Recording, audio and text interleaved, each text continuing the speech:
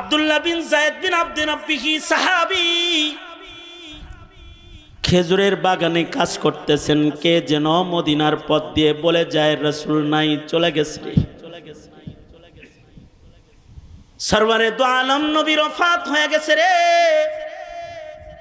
খবরটা শোনার সাথে সাথে আব্দুল্লাহ বিন যায়েদ বিন আব্দে রাব্বি খেজুরের বাগানে আল্লাহ পাককে ডেকে বলে, ওগো আল্লাহ, আমার এই চোখ দুইটা, যে চোখ দিয়া পৃথিবীর সবচেয়ে দামি নিয়ামত মুহাম্মাদুর রাসূলুল্লাহ সাল্লাল্লাহু আলাইহি ওয়াসাল্লামকে আমি দেখি, ওগো আল্লাহ, এই চোখ দিয়া যেহেতু আমার সরকার, আমার সরদার মুহাম্মাদুর রাসূলুল্লাহ সাল্লাল্লাহু আলাইহি ওয়াসাল্লামকে দেখা যাবে না, ওগো আল্লাহ, এ চোখ আমি তোমার কাছে আর চাই না, এটা লয়ে যাওগা। যে চোখ দিয়া রাসূল দেখা যাবে না, এই চোখ দিয়া দুনিয়ার আর কোনো নাজ নিয়ামত দেখতে চাই না। এবং দোয়াটা এমন দোয়ায়ে মুস্তাজাব, এমন ভাবে উনি দোয়া করেছেন, এক দিক দিয়া দোয়া শেষ হইছে, আর এক দিক দিয়া আল্লাহ তাআলা ওনার চক্ষু দুইটাকে অন্ধ করে দৃষ্টিশক্তি নিয়ে গেছে। রাসূলকে দেখাও তো এত ইমানি এক কাম। কাব ইবনে মালিক বলেন, রাসূল আমারে নাই দেখলো, আমি তো নবীরে দেখতে পারি, তাই যাই মসজিদে। 40 দিন হয়ে গেল। 40 দিন পরে আল্লাহর রাসূল আমাকে ডাকলেন। ভাবলাম কোনো সুখবর হবে নি, কিন্তু কাছে যাওয়ার পরে আল্লাহর রাসূল বলে, কাব ইবনে মালিক শোনো, এতদিন পর্যন্ত তোমার বিবি 40 দিন তোমার সাথে কথা বলেছে, আজ থেকে বিধান আরো কঠিন হয়ে গেল। নিজের বিবিকে তাড়াতাড়ি বাবার বাড়ি পাঠায় দাও, একা থাকবা। কাব ইবনে মালিক বলে, এতদিন পর্যন্ত দুঃখের কথা বলার মতো একজন ঘরে ঘরণী আমার ছিল, কিন্তু আজকে সেও নাই। শুধু আল্লাহর রাসূলকে এটা আমি জিজ্ঞাসা করলাম, ওগো আল্লাহর নবী, এমনি বাবার বাড়ি পাঠায় দিব নাকি তালাক দিতে হইব? সরকার বললেন, তালাক দিতে হবে না, এমনি পাঠায় দাও। হযরত কাব ইবনে মালিক বলে, বউটাও ঘর থেকে চলে গেল, এবার আমি একলা ঘর। কাব ইবনে মালিক বলে, আমার টেনশন হলো, এখন যদি আমার মৃত্যু হয়ে যায়, আমার মরণের খবর বলার জন্য, শোনার জন্য একটা মানুষ মদিনায় নাই। আমি এখন মরে গেলে কেউ আমার জানাজার নামাজও পড়তে আসবে না। আমি এখন যদি মরে যাই অবস্থায়, তাহলে আমার কবরের উপরে মাটি দেওয়ার মতো কোনো মানুষ থাকবে না। কাব ইবনে মালিক বলেন, এর চেয়ে ভয়ঙ্কর বিষয় হলো, আমি না মইরা আমার এই বয়াকাট হালতে যদি রাসূল মইরা যায়, আল্লাহর রাসূল যদি ইন্তেকাল করে, তাহলে ওহীর দরজা বন্ধ হয়ে যাবে। রাসূল যদি আমার এই বয়াকাট হালতে ইন্তেকাল করে, আল্লাহর কাছ থেকে আল্লাহ কি আমারে মাফ করলো কি করলো না, এই খবরটা আসমান থেকে আসার দরজা বন্ধ হয়ে যাবে। শুধুই মাত্র আমার হায়াত না, কিয়ামত পর্যন্ত বরজখের ভেতরেও কেউ আমার সাথে কথা বলবে না। কিয়ামত পর্যন্ত, বিচারের আগ পর্যন্ত পৃথিবীর কেউ অথবা বরজখের কেউ আমার দিকে তাকাবে না। अक्लमंदू से क्या पूछूं कि मेरी इब्तिदा क्या है, अक्लमंदू से क्या पूछूं कि मेरी इब्तिदा क्या है, कि मैं इस फिक्र में रहता हूँ मेरी इंतहा क्या है, कि मैं इस फिक्र में रहता हूँ मेरी इंतहा क्या है। আমার শেষ বিদায় কি হবে, এটা হলো আমার ভাবনা হওয়া চাই, যে আমার শেষ বিদায়টা কি ভালো হবে না মন্দ হবে। কাব ইবনে মালিক বলে, এই টেনশন আমার, আমি এখন মরে গেলে তো কাম সারা, আর যদি রাসূল মরে যায় তাহলে কিয়ামত পর্যন্তের জন্য সারা। এমন জ্বালা যন্ত্রণায় কাঁপ বলে শুধু কান্না আর কান্না। আল্লাহ রে খালি কান্দি আর বলি, আল্লাহ আমারে তুমি মাফ করে দাও। বান্দায় অপরাধ করে যদি আল্লাহর কাছে মাফ চায়, আল্লাহ খুশি হয়ে যায়। কারণ আল্লাহ তাআলা হুয়াল আজিজুল গফুর। আল্লাহ তাআলা বান্দা মাপ চাইলে খুশি হইয়া যায়। 50 দিনের মাথায় আল্লাহ তাআলা এই 3 মুমিনের চোখের পানির বদলায় তাদেরকে ক্ষমার ঘোষণা রাসূলের কাছে পাঠায়া দিলেন। 50 দিনের মাথায় ফজরের নামাজের সময় আল্লাহর রাসূল এদেরকে ডেকে বললেন, আসো আসো, আয়াত নাজিল হয়েছে, ওয়ালা সালাসাতিল্লাযিনা খুল্লিফু। তোমরা 3 জন যারা আছো, যাদের জন্য বয়কট হানত ছিল, তোমাদের জন্য ক্ষমার আয়াত নাজিল হয়ে গেছে, চলে আসো আসো, তোমরা ক্ষমার সুসংবাদ নাও। যাও যাও, মসজিদে যারা আছো তারা ক্ষমার সংবাদটা তাদের পৌঁছায় দাও। সাহাবী বলে, আমি দৌড় দিলাম, কাব ইবনে মালিকের ঘরে দৌড়ায় গেলাম তাকে খবর দেওয়ার জন্য। কাব রে, আল্লাহ তাআলা তোদের মাফ করে দিছে। সাহাবী বলে, খবরটা নিয়ে যাওয়ার সাথে সাথে কাব ইবনে মালিকের গায়ের জামা খুইলা আমার গায়ে ও পড়ায় দিছে। এ সুসংবাদ লইছ, এই যে নাও তুমি, হাদিয়া দিলাম তোমাকে। কারণ আমার আজকের দিনের চাইতে বড় সুসংবাদ আমার আর নাই। ইসলাম যেদিন গ্রহণ করেছিলাম সেদিনের সুসংবাদের চাইতেও আজকের ক্ষমার সুসংবাদটা আমার জন্য সবচেয়ে বড় ঈদের বড় আনন্দের সংবাদ। কারণ আমার আল্লাহ আমারে মাফ করে দিছে। এই সংবাদের চাইতে বড় সংবাদ আমার জন্য আর নাই। জাতি ক্ষমা করবে আগে পিছে।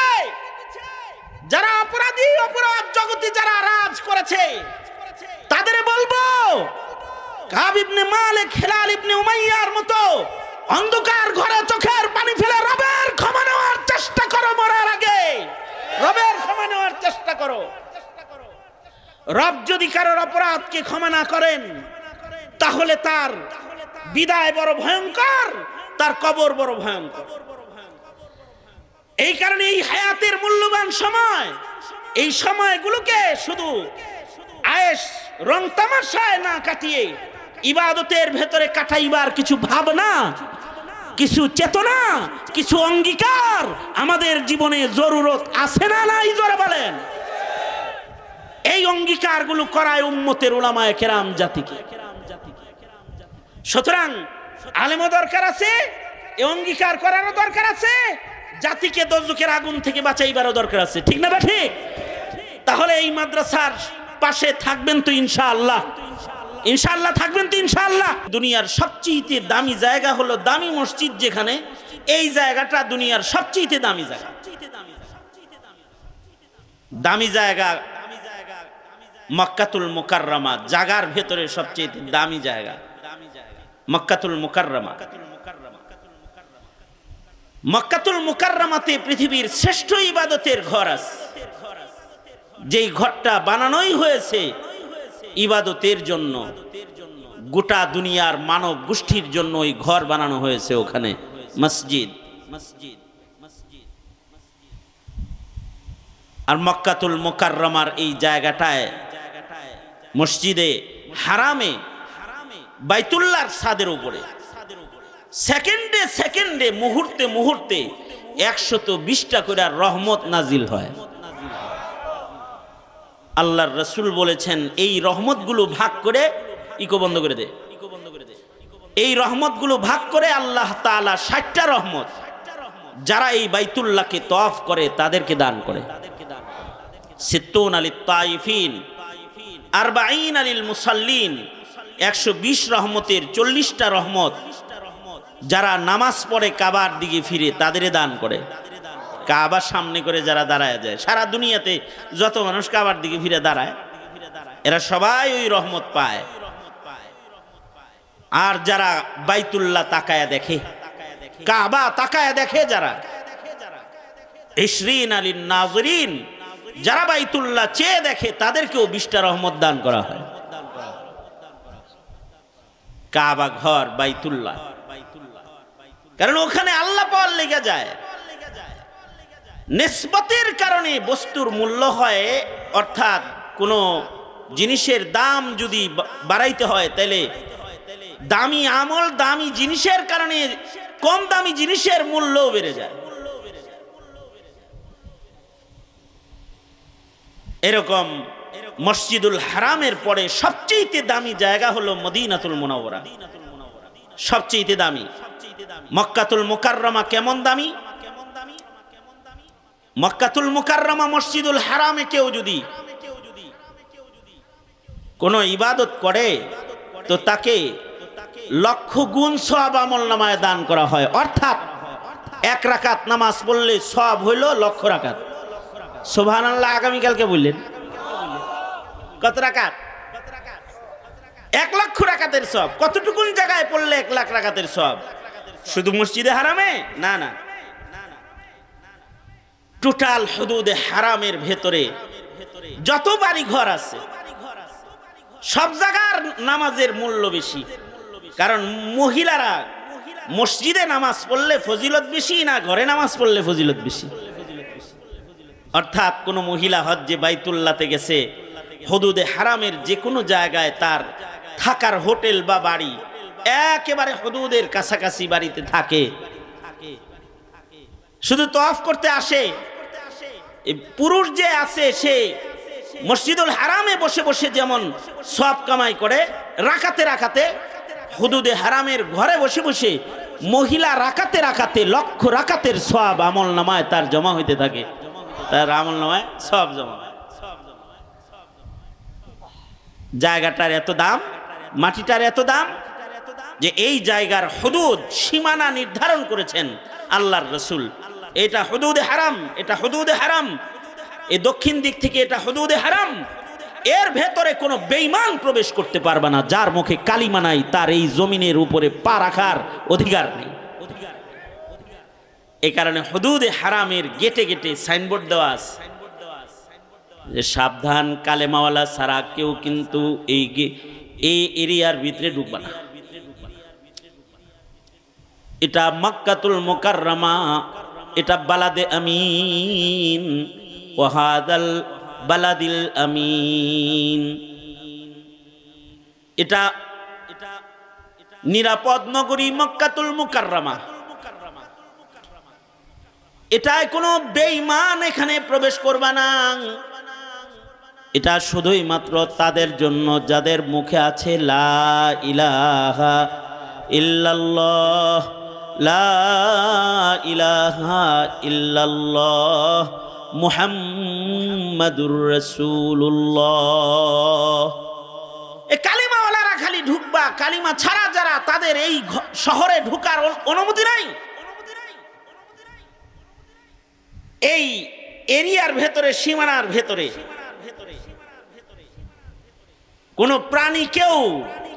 কোনো প্রাণীকেও মারা জায়েজ নাই, মশা মাছি মারা জায়েজ নাই। এত মূল্য এই টোটাল হারামের এরিয়াকে আল্লাহ তাআলা দান করেছেন। মদিনাতুল মুনাওয়ারা মক্কাতুল মুকাররমার পরেই সবচেয়ে বেশি দামি, সবচেয়ে বেশি দামি মদিনাতুল মুনাওয়ারা। মদিনাতুল মুনাওয়ারাতেও কেউ যদি নামাজ পড়ে, ফি রিওয়ায়াতিন 50,000 রাকাতের সওয়াব 1 রাকাত নামাজে তাকে দান করা হবে। 50,000 রাকাতের সওয়াব পাবে এরিয়ার ভিতরে ঢুকে ইবাদত করলে। মদিনার দাম এত বেশি কেন? এবার আমাদের আকাবিররা কথা কয়, মদিনার মাটিটার মূল্য আল্লাহর কাছে কেমন? মদিনার মাটি এমন দামি মাটি, মদিনাতুল মুনাওয়ারার মাটির তুলনা দুনিয়ার কোনো মাটির সাথে চলে না। কারণ ওটার ভেতরে আছে জান্নাতের মাটি। সরকার বলেন মা বাইনা বাইতি ওয়া মিম্বরি রাউযাতুম মিন রিয়াজিল জান্নাহ। আল্লাহর রাসূল বলেছেন, আমার ঘর আর আমার মিম্বরের মাঝের জায়গাটা সরাসরি আল্লাহর জান্নাতের বাগানের টুকরা। এই মাটিটার মূল্য এত বেশি, মহান মালিকের কাছে মদিনার মাটি এত দামি মাটি, আল্লাহ পাকের আরশের চেয়েতে আল্লাহ পাকের কাছে মদিনার মাটি যেটা রওজায়ে আতহার নবী পাকের জিসমে আতহারের সাথে লেগে আছে, এই মাটির মূল্য আল্লাহর কাছে আল্লাহর আরশের চেয়েতে বেশি দামি। কেন এই মাটির মূল্য আরশের চেয়েতে বেশি? কেন? এইটা বুঝলেই বুঝে আসবে মসজিদের মূল্য কেন, অথবা এই মাহফিল বাজারের ভেতরে একটা মাহফিল হইতেছে, এটার মূল্য কেন। মদিনার মূল্য এত কেন? অথবা আমরা আমাদের উস্তাদদের কাছে প্রশ্ন করেছি, আরশের চেয়ে মদিনার মাটি দামি কেন? তো আমাদেরকে আমাদের আসাতে যায় কেরাম বুঝাইছেন, আরশ মাখলুক, মাটিও মাখলুক। আরশ মাখলুক, মাটিও মাখলুক। আরশে আল্লাহ পাক সমাসীন, তাই আরশের দাম। মদিনাতুল মুনাওয়ারা মাখলুক হিসাবে, এটা জান্নাতের বাগান এখানে আছে, আর এখানে আল্লাহর পরেই যার বেশি দাম তিনি এখানে আছে। মাখলুক হিসাবে আরশের চাইতে মদিনার মাটির বেশি দাম, এজন্য যে মাখলুকাতের ভেতরে সবচেয়ে দামি মানুষ যিনি, তিনি মদিনার মাটিতে শুয়ে আছেন। কারণ আল্লাহর কাছে আল্লাহর আরশের চাইতেও দামি মুহাম্মদুর রাসূলুল্লাহ সাল্লাল্লাহু আলাইহি ওয়াসাল্লাম। মাখলুক হিসাবে আরশ মাখলুক, মুহাম্মদুর রাসূলুল্লাহ সাল্লাল্লাহু আলাইহি ওয়াসাল্লাম মাখলুক। আরশ দামি এজন্য যে আরশ মাখলুকটার উপরে রহমান মালিক সমাসীন, সুম্মাস্তাওয়া আলাল আরশ, আল্লাহ তাআলা আরশের উপরে সমাসীন, তাই আরশের দাম। আর মাখলুক যেহেতু এটা মুহাম্মদুর রাসূলুল্লাহ সাল্লাল্লাহু আলাইহি ওয়াসাল্লাম, তো মাখলুক হিসেবে আল্লাহর পরেই নবীজির মর্যাদা।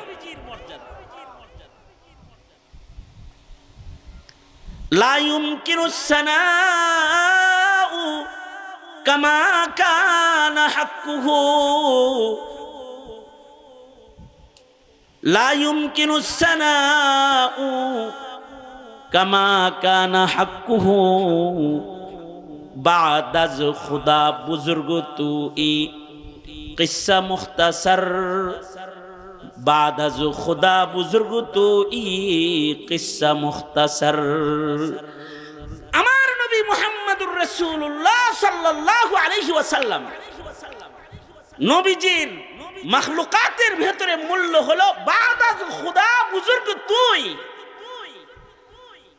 আমাদের নবীজি হলো আল্লাহর পরেই মাখলুকাতের ভেতরে সর্বশ্রেষ্ঠ। তিনি যেখানে আছে সেই জায়গার দাম আল্লাহর কাছে বেশি, কারণ আল্লাহ তাআলা আরশ থেকে সরে গেলে তো আরশেরও মূল্য মাখলুক হিসেবে কমে যাবে। তো যাই হোক, মুহাম্মদুর রাসূলুল্লাহ সাল্লাল্লাহু আলাইহি ওয়াসাল্লাম মদিনায় আছেন, সঙ্গত কারণে মক্কাতুল মুকাররমার যেমন হুদুদ আছে, মদিনার ওই রকম হুদুদ আছে। আল্লাহর রাসূল এই মদিনার শহরের জন্য দোয়া করেছেন। মদিনার হুদুদ নির্ধারণ আছে, নবীজি নির্ধারণ করে দিয়ে গেছেন এবং বলে গেছেন, এই দামি শহর মদিনা আমার মদিনা, এখানে যদি কেউ গাছ লাগায় তাতেও আল্লাহ তাআলা তার উপরে খুশি হয়ে যাবে। সাবধানের পাতাও ছিল না, মদিনার গাছ পাতাকেও লতা পাতাকেও মুহাব্বত করা ঈমান। মদিনার পাহাড়কে মুহাব্বত করা ঈমান। মদিনায় এমন পাহাড় আছে যারা আল্লাহর জান্নাতি। মদিনায় এমন কবরস্থান আছে আশা করা যায় ও গুরুস্থানের সব মাইয়িত আল্লাহর জান্নাতি। জান্নাতুল বাকি মদিনায় আছে। সরওয়ারে দু আলম নবীর রওজা আতহারের পাশে কবরস্থান জান্নাতুল বাকি মদিনাতুল মুনাওয়ারাতে আছে। এই জান্নাতুল বাকির মাইয়িত যারা হবে আশা করা যায় তাদের কবরের আযাব হবে না। মদিনার মাটির ভেতরে আল্লাহ তাআলা কবরের আযাব জ্বালাইবেন না, দোজখের আগুন জ্বালাইবেন না। মক্কাতুল মুকাররমা যেমন বালাদে আমিন, মদিনাতুল মুনাওয়ারাও বালাদে আমিন। এ কারণেই দাজ্জালের মতো শক্তিশালী ফিতনার আগমন যখন হবে, দাজ্জাল সব জায়গায় ঢুকতে পারলেও আল্লাহর রাসূল খবর দিয়েছেন দাজ্জাল এত ক্ষমতা নিয়ে আসার পরেও মদিনায় প্রবেশ করার ক্ষমতা দাজ্জালের হবে না, মদিনায় ঢুকতে পারবে না। দাজ্জালের ক্ষমতাটা কেমন হবে যে এক হাতে পানি আর এক হাতে আগুন নিয়ে আসবে। আশ্চর্য অবস্থা হলো, তার ভয়ে যে পানি গ্রহণ করবে সে দোজখে চলে যাবে, আর যে আগুন গ্রহণ করবে আল্লাহর ভয়ে, দাজ্জাল কি ভয় পায় নাই, আগুনের ভিতরেই ঢুকে পড়ছে, আগুন গ্রহণ করেছে, তো সে এই আগুনটা এটা সে জান্নাতে ঢুকে যাবে, জান্নাতের রহমতের পানির ভিতরে ঢুকে যাবে সে। এই রকম আজব ক্ষমতা দিয়া যে দাজ্জালকে আল্লাহ তাআলা মাটিতে পাঠাইবেন, এই দাজ্জালও মদিনায় প্রবেশ করতে পারবে না। কতটা আমন সালামতের শহর মদিনাতুল মুনাওয়ারা।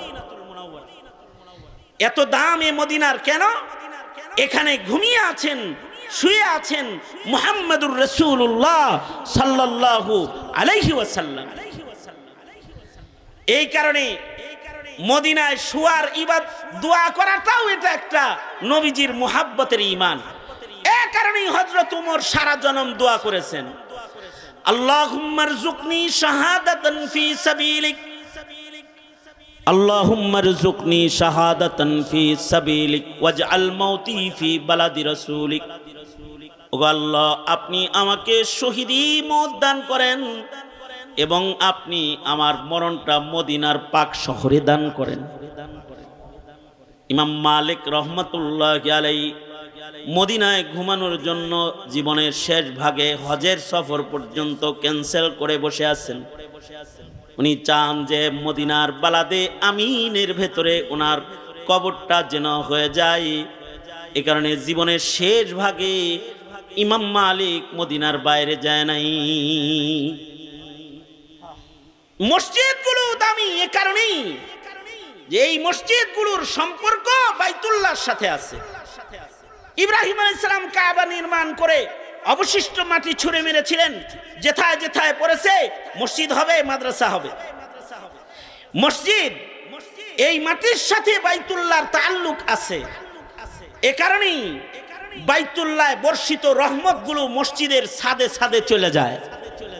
যারা মসজিদে ঢুকে রহমত তাদের মাথায় চলে যায়, ইমামের মাথায় যায়, ইমাম থেকে মুয়াজ্জিনের উপরে যায় নামাজের মাধ্যমে। মুয়াজ্জিনের ডান পাশে যে দাঁড়ায় সে রহমত পেয়ে যায়, বাম পাশে যে দাঁড়ায় তারপরে সে রহমত পেয়ে যায়। এই রহমতওয়ালা বান্দাগুলা যখন রহমত লয়ে জমিনে পাড়া দেয় তো আল্লাহ তাআলা জমিনের উপরে রহমত বর্ষণ করতে থাকে। মুহাদ্দিসিন বলেন, রাউজাতুম মিন রিয়াজিল জান্নার মাটির উপরেও 24 ঘন্টা রহমত বর্ষণ হয়। বাইতুল্লাহর উপরে যেমন 24 ঘন্টা রহমত বর্ষণ হয়, রাউজাতুম মিন রিয়াজিল জান্নার ভেতরেও 24 ঘন্টা আল্লাহ পাকের রহমত বর্ষণ হয়।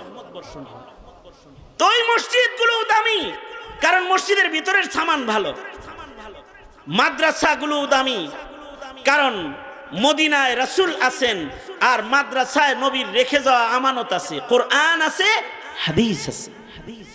এ কারণে মাদ্রাসাকে বলা হয় বাইতুর রাসূল, বাইতুন নবী। আর মসজিদগুলো হলো আল্লাহর ঘর, বাইতুল্লাহ আল্লাহর ঘর। মাদ্রাসা মসজিদ যেমন একটা নিসবতের কারণে দামি, বাজার যেমন দুনিয়া বেচা কেনার নিসবতের কারণে কম দামি। মানুষের ভেতরে কিছু মানুষ আছে তাদের হায়াত নামক মাখলুক পাত্রের ভেতরে নেক আমল বেশি। আরশ যেমন মাখলুক, মদিনার মাটি যেমন মাখলুক, মসজিদ যেমন মাখলুক, মাদ্রাসা যেমন মাখলুক, হায়াত এরকম একটা মাখলুক।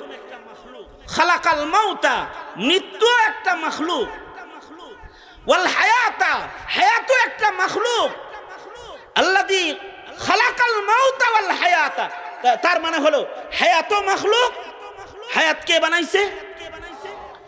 মৌত মাখলুক, মৌত কে বানাইছে? আল্লাহ বানাইছে। এবং হায়াত নামক এই মাখলুক পাত্রে যার নেক আমল বেশি হবে সে দামি, তার হায়াতও বেশি দামি। মসজিদে যেমন নেক আমলের কারণে মসজিদের দাম, হায়াতের ভেতরে নেক আমল বেশি হলে এই হায়াতওয়ালা মানুষটার দাম। যদি মানুষটার জীবনে নেক আমল বেশি হয়, মানুষটার হায়াতটা দামি, এই মানুষটা হায়াতে নেক আমল বেশি কামাই করে হায়াত পাত্রের নেক আমল বেশি রাখছে, তো তাকে আল্লাহর রাসূল বলেছেন চালাকাল কাইয়িসু মান দানা নাফসাহু ওয়া আমিলা লিমা বাদাল মাউত। হায়াতের ভেতরে নেক আমল যার বেশি সে হলো নেককার। নেককারদের জন্য আল্লাহ তাআলা হায়াত থেকে বের হওয়ার মরণ দরজা মাখলুক যেটা পাঠায় দিবে এটা ভালো হবে। আর হায়াত যাদের কম দামি হয়ে যাবে, গুনাহ বেশি হয়ে যাবে, তাদের সামনে মৌত নামক দরজা পাঠায় দেবে যেটা এটা খারাপ হয়ে যাবে। মৃত্যু নামক আখিরাতের জগতে পদার্পণ করার যে দরজাটা আল্লাহ বানাইছেন, এই দরজা দুই রকম বানাইছেন। নেককার হায়াতওয়ালা মানুষদের জন্য মৃত্যুটা একরকম, আর বদকার মানুষদের জন্য মৃত্যুটা আরেক রকম। সঙ্গত কারণে মানুষকে আল্লাহ দিছে হায়াত যে, ও মানুষ তুমি কি নেক আমল বেশি করো নাকি গুনাহ বেশি করো, এটা কিন্তু আমি পরীক্ষা করব। পরীক্ষা কইরা এটা আমি নির্বাচন করব তুমি নেককার না বদকার হায়াতে। যদি নেককার হও মৃত্যু হবে একরকম, আল ইবরাতু বিল খাওয়াতিম। হ্যাঁ, তবে ওহুয়াল আজিজুল গফুর, আল্লাহ তাআলা আজিজ, আল্লাহ তাআলা গফুর। আল্লাহ তাআলা যারা হায়াত ভুলে ভালে গুনাহ কইরা নষ্ট কইরা ফেলাইছে তাদেরকে চান্স দিয়ে রাখছে। যদি হায়াতের শেষ ভাগেও কেউ বুঝালায় আমি তো হায়াতে 40 বছরে নামাজ পড়ি নাই রে, আমি তো 50 বছরে ইবাদত করি নাই রে, আমি তো কবরে যাওয়ার সময় আমার হয়ে গেল, বার্ধক্যের ছবলে আমি আক্রান্ত, কিন্তু আমি তো সুন্নত দিয়ে নিজের সাজাই নেই। তো এই রকম ভয় আর ভীতি যার ভেতরে আসবে আর মরণের আগে যে তওবা করবে, আল্লাহ পাকের শান হলো আল্লাহ আজিজ, আল্লাহ পাকের শান হলো আল্লাহ পাক গফুর। আল্লাহ তাআলা দয়া কইরা গফুর মালিক, ক্ষমা কইরা এই বান্দার জিন্দেগীর গুনাহ মাফ কইরা মৃত্যুটা তার সুন্দর হিসাবে হাজির করে দিবে যদি মরার আগে কেউ তওবা করে। মরার আগে তওবার সুযোগ সকলের হয় না, কৃতকর্ম সবার সুন্দর হয় না, আর তওবার সুযোগ আল্লাহ তাআলা সকলকে দেয় না। এই যেমন আপনারা এখানে আসছেন, এইখানে একটা দোয়া মাহফিল হবে অথবা মৌলবীরা কথা বলবে, এই এলান এই এলাকার বহু মানুষের কানে গেছে, সকলকে আল্লাহ এখানে তওবার জন্য আনে নাই, সবাইকে এখানে আল্লাহ তাআলা হাজির করেন নাই। কারণ এটা হুজুর দোয়া করেও আনতে পারবে না, আমার উস্তাদে দোয়া করেও আনতে পারবে না, এটা আল্লাহ কবুল করলে আইব। আপনারা খুশনসিব ওই কাফেলা যারা আওয়াজ শুনে মাহফিলে এসে পড়ছেন এই নিয়ত করে একটু তওবা হয়, একটু দোয়া হয়, যদি আমার গুনাহ মাফ হয়, যদি আমার পেছনের অপরাধগুলো আল্লাহ ক্ষমা করে দেয়। এই যে একটা ভাবনা আর চিন্তা, এইটা নিয়ে যারা এখানে আসছেন তাদের কপাল ভালো। হুজুরের চাচা আবু তালিবের জন্য হুজুর নিজে, নবী আলাইহিস সালাম নিজে দোয়া করছেন, কাজ হয় নাই। কিন্তু সালমান ফার্সি মুলকে ফারেস থেকে হিজরত করে নিজেকে বিক্রি করে করে নবীর কাছে পেশ করছে। এটা ই সাআদাত বাজুরে বাজুনিস, এটা নিজের অর্জন না, এটা আল্লাহর দান। এটা কার দান? জোরে আওয়াজ করে বলেন, এটা আল্লাহর দান। এই কারণে যখনই মাহফিলে যাইবেন, মাহফিলটা কিন্তু তওবা করার জায়গা, মাহফিলটা কিন্তু আখিরাত কামাই করার জায়গা। যদিও মাহফিলটা বাজার নামক নিকৃষ্ট জায়গার একটা এরিয়ায় হইছে, কিন্তু এখানে যারা বসছে তারা কিন্তু আখিরাতের সদাই করার জন্য বসছে। এই কারণে এই জায়গা অথবা এই বাউন্ডারিটার কত দাম। আল্লাহর রাসূল বলেছেন, যারা এইখানে বসবে, আসছিল বাজার করতে কিন্তু কিছু সময়ের জন্য বসছে, তাদের জীবনের গুনাহ আল্লাহ মাফ করবে। কারণ তারা এমন এক কাফেলার সাথে বসেছে যারা তাদের হৃদয়ে আল্লাহ বসাইতে চায়, হায়াত পাত্রকে পবিত্র করে যারা আল্লাহর জান্নাতে ঢুকতে চায়, এদের সাথে এরা বয়ে বসছে। কারণ কর্ম এটা বড়। আমরা তো বুকা, তো আমরা যাইতেছি কবরে, কিন্তু কবরের চিন্তাই আমাদের হয় না। হ্যাঁ, হুজুররা একটু স্মরণ টরণ করাই দিলে কিছু সময় থাকে, তারপরে আবার থাকেও না, ভুলে যায়। কিন্তু এই ফিকিরই আমাদের নাই। আমরা এত নির্বোধ, এত বুকা যে যাইতেছি কবরের দিকে, তাকায় রইছি দুনিয়ার উপরে। যেখানে আমাদের যাত্রা সেদিকে আমাদের নজর নাই। কদম সুয়ে মারকাদ, কদম সুয়ে মারকাদ, नजर सूए दुनिया, किधर जाना है और किधर देख रहा है, किधर जाना है और किधर देख रहा है। कदम सूए मरकद, नजर सूए दुनिया, किधर जाना है और किधर देख रहा है, किधर जाना है और किधर देख रहा है। যাইতেছে কোন জায়গায়, তাকায় রইছে কোন জায়গায়। যাইতেছে কবরের দিকে, কিন্তু তাকায় রইছে চেয়ারের দিকে। যাইতেছে ভারতের দিকে, কিন্তু তাকায় রইছে প্রধানমন্ত্রীর মসনদের দিকে। যাইতেছে কবরের দিকে, কিন্তু তাকায় রইছে টাকার পাহাড়ের দিকে। এই প্রকৃতির লোক যারা, তাদের রাসূল বলেছেন নির্বোধ।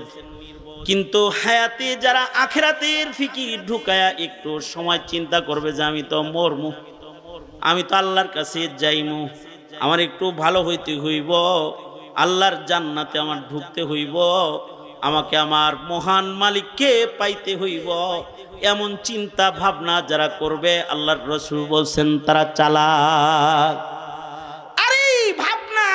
চিন্তার এই মুজাকারার জায়গাই হলো এই মাহফিল। যদিও বাজারের ভেতরে এই আমলটা এই জায়গায় হওয়ার কারণে এটার দাম বেড়ে গেছে। কাবা যেমন মক্কায় থাকার কারণে মক্কার দাম বেড়ে গেছে, রাসূল যেমন মদিনায় থাকার কারণে মদিনার দাম বেড়ে গেছে। মানুষ যেমন নেক আমলের কারণে মানুষের দাম বেড়ে যায়। বাজারের ভেতরে একটা জায়গা কিছু সময়ের জন্য চতুর্দিক দিয়ে রহমতের ফিরিস্তারা এখন ঘিরে নিয়েছে। এই জায়গায় কিছু ভালো কাজ করা হইতেছে, এই কারণে, এই ভালো কাজগুলোর কারণে।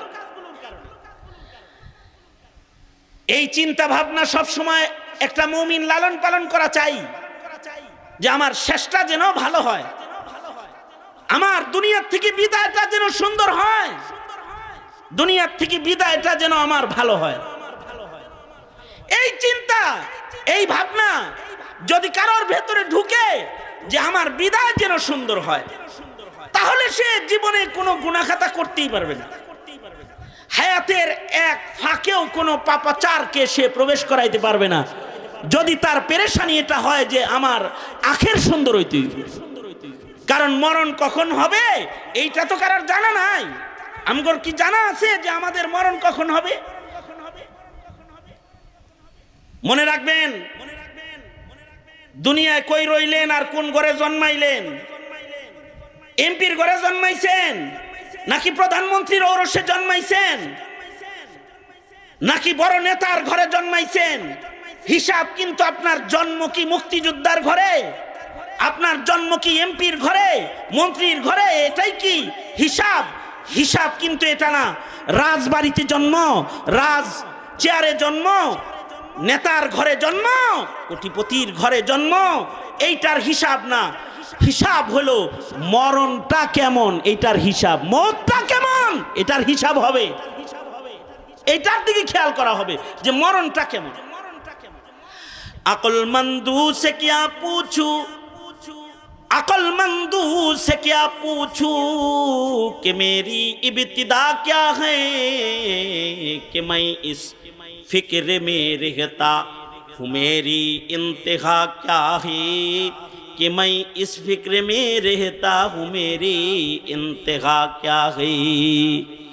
अक्लमंदू से क्या पूछूं, अक्लमंदू से क्या पूछूं कि मेरी इब्तिदा क्या है, कि मैं इस फिक्र में रहता हूँ मेरी इंतहा क्या है, कि मैं इस फिक्र में रहता हूँ मेरी इंतहा क्या है।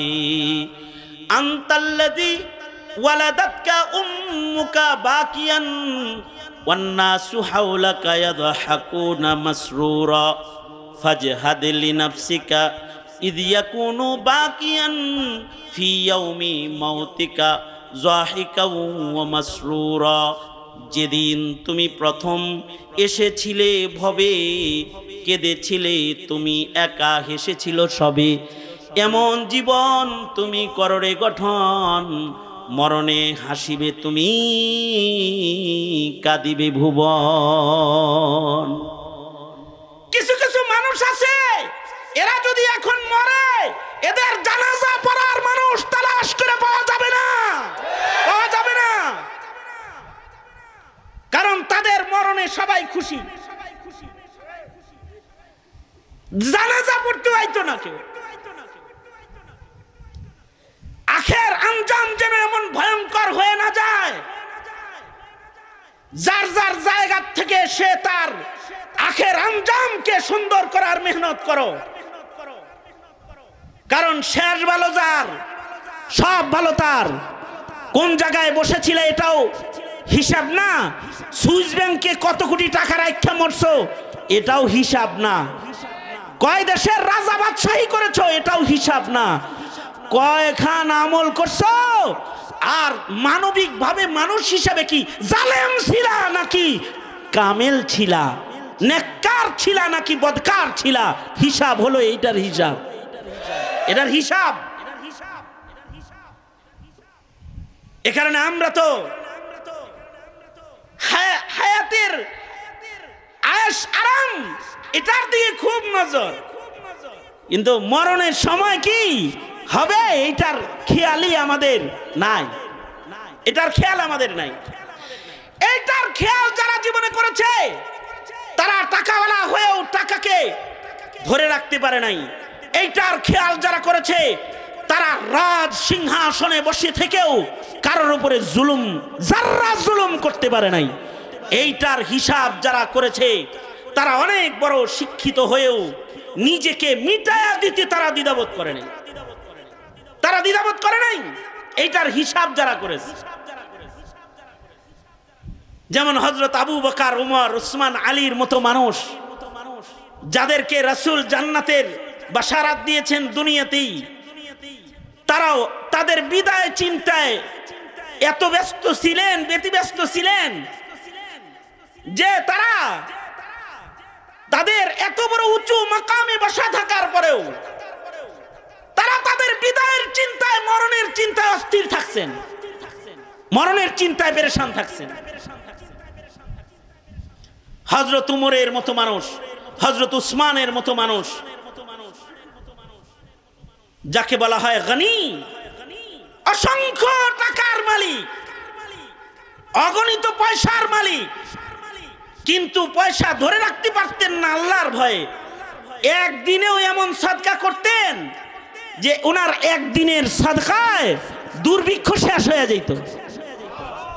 বন্যার্ত মানুষ যারা আছে তাদের ত্রাণের কার্যক্রম চলতেছে এখন সারা বাংলাদেশ ব্যাপী। ভিক্ষুকরা পর্যন্ত 5 টাকা 10 টাকা নিয়ে দান বাক্সে ফেলতেছে মানুষকে দেওয়ার জন্য। আর ওইটা একটা জমানা ছিল যখন ভিক্ষুকের টাকা নেওয়া লাগতো না, একজনের সদকা কইরা দুর্ভিক্ষ শেষ করে দিত। হযরত ওসমান একা সদকা করেছে, মদিনার দুর্ভিক্ষ শেষ হয়ে গেছে। কেন? আল্লাহর ভয়। রাজ সিংহাসনে বসা, এ কারণে নিজের ক্ষমতা এর দাপট দেখাইতে পারে নাই। আদা জাহানের খলিফা হযরত উমর কিন্তু দাপট দেখাইতে পারে নাই। রাতের অন্ধকারে আটার বস্তা, চালের বস্তা কাঁধে করে ঘুরে বেড়াইছে, মরণের চিন্তায়, হাসরের চিন্তায়, আখিরাতের চিন্তায়। উম্মুল মুমিনিন হযরত আয়েশা সিদ্দিকা রাদিয়াল্লাহু আনহার মতো মানুষ মরণের চিন্তায় টাকা পয়সা ঘরে রাখতে পারেন নাই।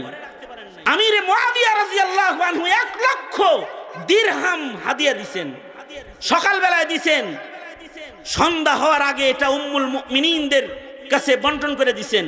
উম্মুল মুমিনিন যারাই এটা পাইছেন ওনারা সন্ধ্যা হওয়ার আগে বাকি মানুষদের হাতে হাতে পৌঁছায় শেষ করে দিচ্ছেন।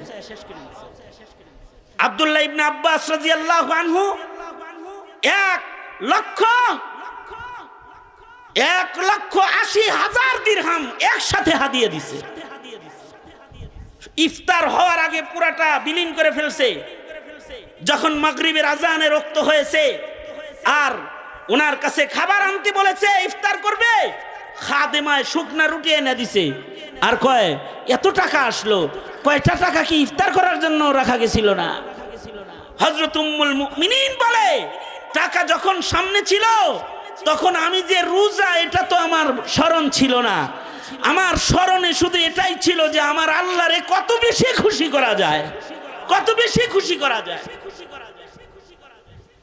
अक्लमंदू से क्या पूछूं, अक्लमंदू से क्या पूछूं कि मेरी इब्तिदा क्या है,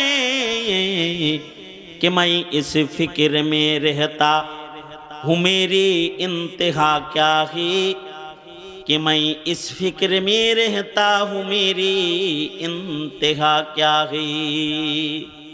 একটা ভালো মানুষ যখন মরে যায় তখন ভালো মানুষের জন্য আল্লাহর ফিরিস্তারা পর্যন্ত কাঁদতে থাকে। ভালো মানুষের জন্য জমিন কাঁদে। ভালো মানুষের বিদায় বেলায় আসমান বাড়ি বর্ষণ করে, কাঁদে, বৃষ্টির ফোঁটা পড়ে যায়। ভালো মানুষ যখন বিদায় নিয়ে চলে যায় গাছগাছালি পাক পাখালি তাদের জন্য কাঁদতে থাকে। ভালো মানুষের জন্য আল্লাহর জান্নাত খুশি হয়ে ইস্তেকবাল দিতে থাকি।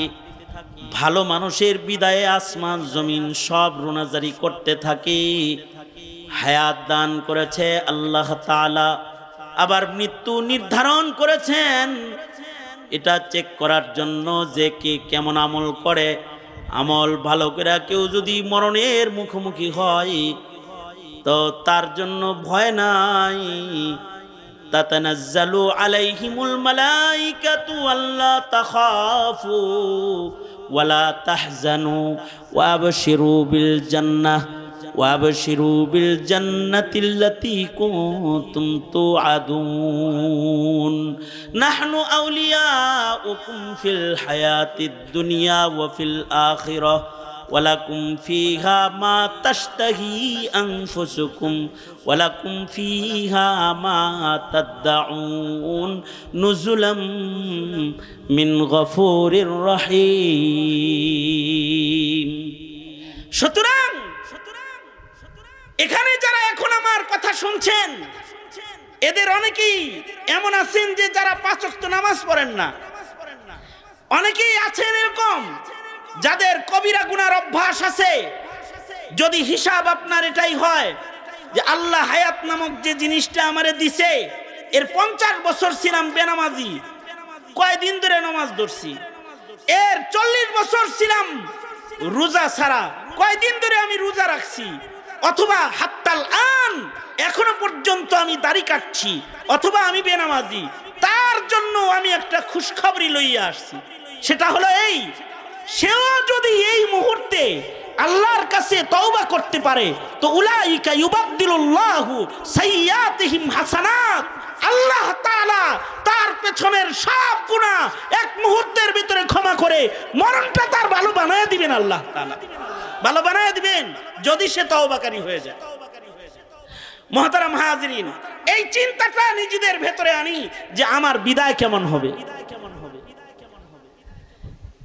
আওয়ামী লীগের 16 বছরের জুলুমের শাসন পুঁজি বানায় যারা জাতিরে জ্বালাইতে জ্বালাইতে কয়লা বানায় ফেলায় দিয়েছিলে, হিসাব কষকে মরণ কেমন হবে হিসাব কষ যায়, জানা যায় মানুষ কয়টা হবে হিসাব করা যায়। এই হিসাব তো করলে না, মরলে কি হবে, খালি চেয়ারে থাকলে কি হবে এই হিসাবই কষলা, মরলে কি হবে এইটা হিসাব কষলা না। যদি মরলে কি হবে এই হিসাব না কষো তাহলে তোমার মতো বোকা এই রাজ্যে আর নাই। কথা বলেন ঠিক না? ঠিক জোরে আওয়াজ করে বলেন। এতটাই নিগৃহীত যে মাটির উপরে হাইটা যাইতে পারো না, উইরা যাইতে হয় দিল্লিতে। তাইলে মরার পরে মাটি তোমাকে জায়গা দিবে কিনা এটাও তো হিসাব করা দরকার। মরার পরে মাটি তোমাকে জায়গা দিবে কিনা, এই মাটির মানুষ তোমাকে চাইবে কিনা। আমাদের মরণের তো এই হিসাব নাই, কিন্তু সাহাবীদের এই হিসাব খুব ছিল। পরিপূর্ণ সবটুকুন বলতে পারবো না। তবুকের যুদ্ধ আল্লাহর রাসূল 9:30 মাত্র 5-7 মিনিটের ভিতরে আলোচনা শেষ করে দেবে, এই জন্য লম্বা কোন যাইব না। তবুকের যুদ্ধ আল্লাহর রাসূল সাল্লাল্লাহু আলাইহি ওয়াসাল্লাম 950 মাইল দূরে যাইবেন যুদ্ধ করতে। কত মাইল? হ্যাঁ, 950 মাইল দূরে যাইবেন। 30,000 সাহাবী একসাথে যুদ্ধ করার জন্য যাইতেছে। মদিনায় মুসলমানের সংখ্যা তখন এমনই। আল্লাহর রাসূলের নির্দেশ ছিল ফলের মৌসুম, কেউ ঘরে থাকতে পারবে না, সব যুদ্ধে যাইবা। অর্থাৎ তোমরা কি খেজুরকে মালরে বেশি মহব্বত করো নাকি আল্লাহরে বেশি মহব্বত করো? পরীক্ষা ছিল এটা। আল্লাহর রাসূল আহ্বান করলেন, 30,000 সাহাবী সবাই যুদ্ধে অংশগ্রহণ করার জন্য বের হয়ে গেল। আল্লাহর রাসূল সাল্লাল্লাহু আলাইহি ওয়াসাল্লাম সকলকে যেতে বললেন। মুনাফিকরা গেল না যে এত দূরে যাবো কেমনে, এত কষ্ট। মুনাফিকদের ভিড়ে 3 জন মুমিন ফেসে গেল, কাব ইবনে মালিক, হেলাল ইবনে উমাইয়া, মুরারা ইবনে রবিয়া রাদিয়াল্লাহু আনহুম। এই 3 জন ফাইসে গেলেন। এই 3 জন চিন্তা করলেন নবীজি দল লয়ে যাইতেছে, যাইতে থাক, আমরা পরে যায় শামিল হব। আল্লাহর রাসূল তবুক চলে গেলেন। যে জিজ্ঞেস করলেন কাব ইবনে মালিক আসেন নাই, আসে নাই? সাহাবীরা বলল দুনিয়ায় ধরছে, খেজুর বাগানে ধরছে, এ কারণে আসে নাই। আল্লাহর রাসূল সাল্লাল্লাহু আলাইহি ওয়াসাল্লাম যুদ্ধ শেষে মদিনায় প্রত্যাবর্তন করে ফেললেন। কাব হঠাৎ করে খবর পেল যে রাসূল আয়া পড়ছে। ওনার কিন্তু যাওয়ার নিয়ত ছিল, যাই যাই যাই যাই করে আর যায় না। আল্লাহর রাসূল ফেরত চলে এসেছেন, খবর পেয়ে গেলেন। এবার যখন নবী ফেরত আইতেছে, এখন তো আর বেরোয়ার কায়দা নাই। যুদ্ধ শেষ ফেরত আইতেছে, এখন কি আর যাওয়ার কায়দা আছে? উনি চিন্তা করলেন কি কথা রাসূল আসলে আমি বলবো। বুখারী শরীফেও রিওয়ায়াত আছে, হাদিসের কিতাবে কাব ইবনে মালিকের রিওয়ায়াত, নিজে নিজের কাহিনী উনি বর্ণনা করছেন যে আমি কথা বানাইতেছি, নবী আসলে সাজায় গুজায় একটা কয়া দিব যাতে আমার উপরে নবীজি খুশি হয়ে যায়। আল্লাহর রাসূলের আদত মাফিক আল্লাহর নবী মদিনায় ঢুকে মসজিদে নববীতে প্রবেশ করলেন। আল্লাহর রাসূল সাল্লাল্লাহু আলাইহি ওয়াসাল্লাম মসজিদে ঢোকার সাথে সাথে ওই 3 জন মুমিন যারা যায় নাই এরাও চলে আসলো। আল্লাহর রাসূল কাবকে বললেন, কাব যুদ্ধে গেলে না কেন? কাব ইবনে মালিক বলে, আমার অনেক কথা বানান না ছিল, যা বলবো নবীজির কাছে। চেহারায় আতহার, নবীজির পাক চেহারা মুবারক দেখার পরে আমার সব বানানো কথা হারায় গেছে, সত্য মুখ দিয়ে ফসকে বের হয়ে গেছে। আল্লাহর রাসূল কোনো কারণ নাই, যাই যাই যাই যাই করে এমনি যাইবে। কোনো কারণ নেই। হযরত কাবকে বলা হয় যে আপনি তো বানায়া কইলেও তো পারতেন। বানায়া কইলে নবীরে নয় খুশি করতাম, আসমানের মালিকরে কেমনে খুশি করতাম? তিনি যদি আয়াত পাঠায় দেয়, যা কইছে সব বানায়া বলছে, আসল না। এ কারণে সাময়িকের জন্য আমি অপরাধী হয়ে যাই, তারপরও সত্য প্রকাশ পেয়ে যাক, সত্যটা প্রকাশিত হয়ে যাক, আমার তওবার সুযোগ এসে যাক। আল্লাহর রাসূল বললেন, যাও নাই যেহেতু, তোমাদের ফয়সালা আল্লাহর কাছে। ঘোষণা দিয়ে দিলেন, এই তিনজনের সাথে মদিনার কেউ কথা বলবে না। এরা সালাম দিলে সালামের উত্তর দিবে না, এদের সাথে লেনা দেনা কেনাকাটা করবে না, এদের সাথে সবাই বয়কট করা হলো। এদেরকে, এই তিনজনের সাথে আমাদের সাধারণ আচরণ বন্ধ আজকের থেকে। কাব ইবনে মালিক বলেন, এবার মদিনার বাজারে ঢুকি, মাঝে মাঝে দেখিনি কেউ কথা কয়নি, কয় আমারে দেখলেই সব অন্যদিকে চেহারা ফিরায়, কেউ আমাকে সালাম দেয় না। কতটুকু অন্যায়, এতটুকু অন্যায় যে আল্লাহর রাসূল সাল্লাল্লাহু আলাইহি ওয়াসাল্লাম যুদ্ধে বেরোইতে বলছেন, বের হয় নাই, বেরোই করে অবহেলা করে বের হয় নাই। এতটুকুন অপরাধের কারণে বয়কট পুরা মদিনায়। বড় বড় অপরাধ যারা করেছে, যারা মুসলমানদেরকে গুলি করে পাখির মতো হত্যা করেছে, যারা মাদ্রাসার আলেমদের জবানে তালা ঝুলিয়ে দিয়েছে, যারা ওয়াজ মাহফিলকে নিষিদ্ধ করেছে, যারা ধর্মচর্চার বাধা হয়ে দাঁড়িয়েছে, যারা আলেমদেরকে জেলখানায় বন্দী করেছে, যারা অত্যাচার করেছে, তাদের অপরাধ কত বড়! আল্লাহর রাসূল যদি থাকতেন তাহলে তাদের যে কি রকম বয়কট করতেন, এটা আল্লাহর রাসূল থাকলে বোঝা যাইত। শুধু এতটুকুন যে যুদ্ধে যাও যায় নাই, তাতেই এই বয়কট, যে তোমাদের সাথে কেউ কথা বলবে না। কাব ইবনে মালিক বলে, মসজিদে যাইতাম, যে নবীজির কাছাকাছি দাঁড়াইতাম, কিন্তু আমি নবীরে দেখতাম নবী অন্যদিকে তাকাইতেন। তারপরও আমি জওয়ান মানুষ মসজিদে যাইতাম। হেলাল ইবনে উমাইয়া আর ওনারা দুইজন যারা ছিল, ওনারা শরমে মসজিদে আইতো না, বুড়া মানুষ, এরা দুইজন ঘরেই নামাজ পড়তো। মুরারা ইবনে রবি, হেলাল ইবনে উমাইয়া, ওনারা আইতোই না মসজিদে, শরমে, কেউ কথা কয় না। বুড়া মানুষ শরমে আসে না, খালি ঘরে কান্দে। কিন্তু আমি নওজোয়ান মানুষ, আমি আসতাম, এসে নবীজির কাছাকাছি বসতাম। যদি রাসূল দেখে আমারে, আর যদি আমার সাথে কথা কয়, রাসূল আমারে নাই দেখলো, আমি তো রাসূলকে দেখলাম, আমি তো রাসূলকে দেখলাম, আমি তো নবীকে দেখলাম। এটা যেমন একটা ঈমান। আমি তো আলেমকে দেখলাম, এটাও একটা ঈমান। নবীকে দেখতে পারার চাহিদা সাহাবীদের এত বেশি যে এক নজর দেখতো।